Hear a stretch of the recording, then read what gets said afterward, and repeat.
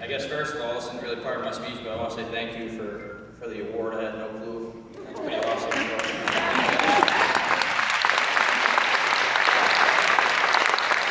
Secondly, I think Dr. St. John said don't be subdued, so please make a lot of noise, be rowdy tonight.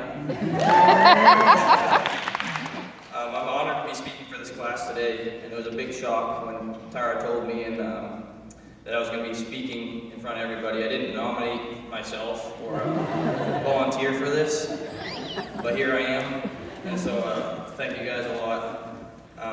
As much of an honor as it is, it's a little bit nerve-wracking being up here today, a little bit of spotlight. So there's always this theory that you're supposed to picture everybody naked in the crowd. But I found that you guys are safe because there's two theories that are a little bit wrong about this. My mom's in the audience tonight. And we're also graduating nursing school tomorrow, and it doesn't bother us anymore.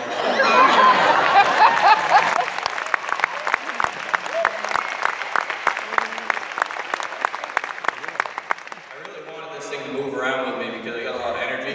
I have to contain myself. I also had the Maya Angelou quote in my speech, so I'm going to have to adapt. I was thinking to myself, oh no, I hope there's another Maya Angelou quote out there, but it doesn't look like that's the one, so my mom's sort of laughing right now. She helped me with that part of it. So, breaking the ice a little bit. Today I'm going to talk about 5 survival tips that helped me get through nursing school. I'm sure you guys all have different survival tips. I guess these are just things I learned the hard way. So survival tip number 1 was to do my research. So I first got accepted to UMaine. I wanted to go to campus and kind of explore a little bit, know where I was going on the first day. So I wanted to know where DPC was, where Diamond was, where Neville was. So my girlfriend and I were driving around, having a jolly good time, looking for these different places.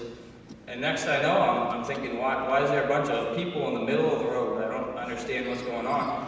So I'm driving, people are staring at me, I'm like, what is going on? I know I have my Subaru here, but what's... I was in the middle of the mall. It's a walkway. I hope that doesn't get me in trouble with you guys up here. I was driving right down the middle of the mall. And people make fun of that, which they don't know it was me, but now you guys all know. I was on UMaine Confessions for a little bit, I got a lot of hits. So I guess the rule number 1 is to do your research. So whether we're doing our care plans or whether we're doing our NANDA diagnoses or whatever it is, do our research. So do your research and don't drive down the mall next time. Number 2, don't take yourself too seriously. So I don't know if you guys can go back to the first day of school this year, but I fell right on my butt off the desk. Does anybody remember that? Please remember that. Okay.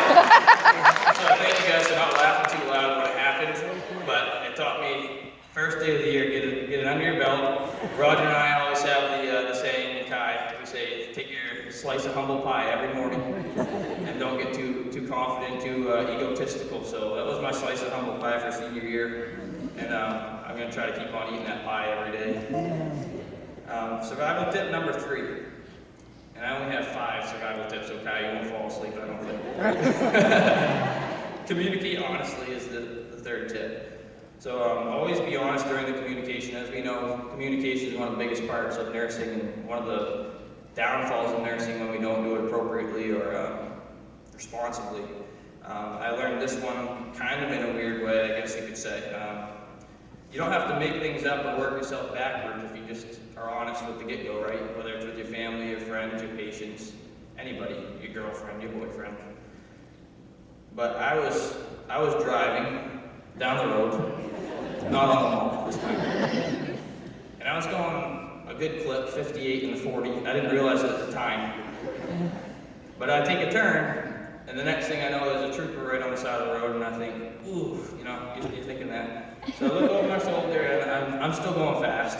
I'm hoping he didn't see me. I'm just kind of, And the next thing I know, he rips around. I'm like, yep, he saw me. Definitely saw me. So I pulled over, and I've been through the routine a couple of times. Don't think I'm a bad driver. I drive in inappropriate places. I go a little fast, but nothing wrong. So I get my license and registration out, and I'm like, here we go. So he comes to my window and says, "Sir, is there a reason you're driving so fast tonight?" And so, honesty is a survival tip number 3, right? No real good reason to be going 58 and a 40. So that's going through my head. Not using that, I need to get somewhere type of thing. So I said, "Well, officer, I'm just listening to some good country music and driving a little bit too fast." And he chuckled at me. I'm like, "Well, this is a good start."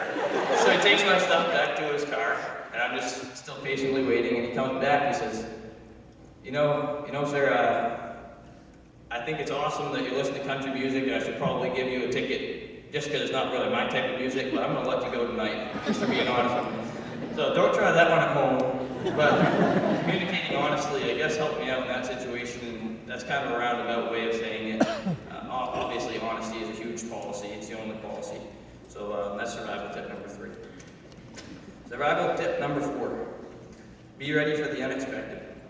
So even though survival tip number 1 was to do your research, there's always going to be things that kind of pop up on us, right? So this rule brings me back to obstetrics class. So for people who don't know, that's like maternity and babies, stuff like that I'm not very good at.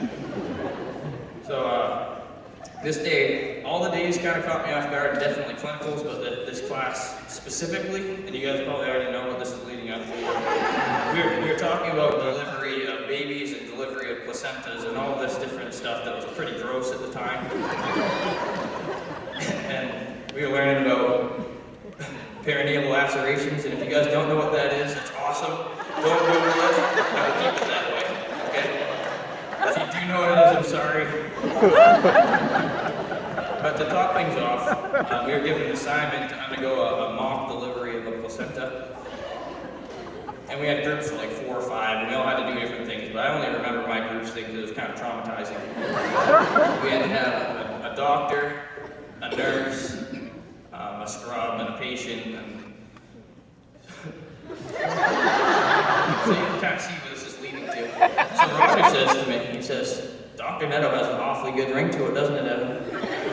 I said, "No, not really." But we'll go with it. So I'm flipping through my pages in my OB book, pictures that I would never want to see again. And I'm trying to get to the pages where it was the placenta pages. And I get a couple instructions on how to do this in about 3 minutes time. Next thing I know, Emily Tolman's calling me up in front of class, our group, and we're ready to go. I'm thinking I'm not ready to go. So I kind of got up there and I froze. And we had somebody in the lithotomy position. I don't know who that was now, but man, we were kind of pretending to get this placenta out. So I reached underneath the desk and I said, "Well, now it's time to go elbow deep and get this placenta right out of there." And we got it out that day, and we were ready for the unexpected. So that was survival tip number 4. Always go elbow deep there.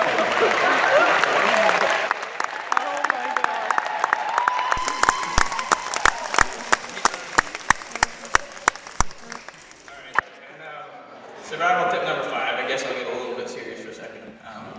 Thank you guys all for coming out tonight. It's obviously very special for us all, and it's been a journey. Obviously, some great loved ones in the crowd tonight, making some great travels, I'm sure. We got preceptors up in the stands. Thank you to everybody for coming out, but this last survival tip is to remember. So, Ann said it very well, very, very well, like right off the tip of my tongue. So some of you are probably thinking, okay, remember, what do you mean? But I mean, not just remembering all the stuff that we learned. We're not going to forget the craziness of nursing school. How will we ever forget walking down Dunn Hall in a Johnny in front of about 15 girls in my underwear hanging out? I won't be able to forget it. I won't forget having to do a breast exam on my brother while he's playing Call of Duty. Or on Kai in Dunn Hall for my nursing assessment. I pulled it out of a hat. And they'll look at us and say, you're forgetting something. I'm like, what do you mean I'm forgetting something? He's like, try it again. So next thing I know, I'm pinching Kai's nipple looking for discharge. So he doesn't have breast cancer, there's no nipple discharge, there's no lumps, bumps, or tenderness. He's looking pretty good. And next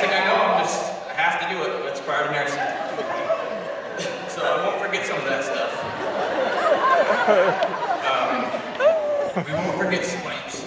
State your name, wash your hands, identify the patient, provide privacy, explain yourself, and then safety, right? Mow none for heart attacks. All that stuff is kind of right in the head, right? But what I'm talking about is remember why we're here. What you said very well. Remembering what it's like to be here right now, being students and being in kind of a vulnerable position as far as we don't know everything yet, but we're going to learn that stuff. There's people that are watching out for us and caring for us. We got preceptors that cared for us, and there's going to be people in the workforce, whether it's your relatives, whether it's just the team that you're joining, they'll be there for us. And I think it's important to remember what it's like to be right here, right now, because when we get down this journey of our lives and get a little bit older, a little bit more experience, we're going to be those people that people are looking at.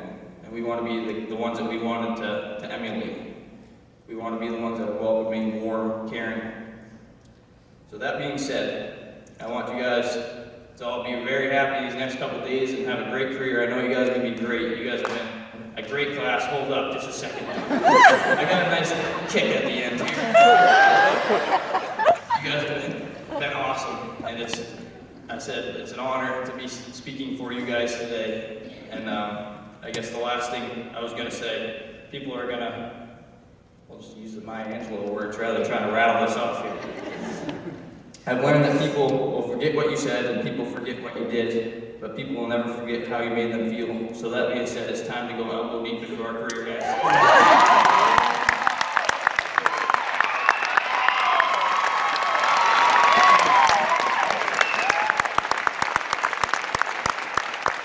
Next up here, we've got the one and only Connor Brown.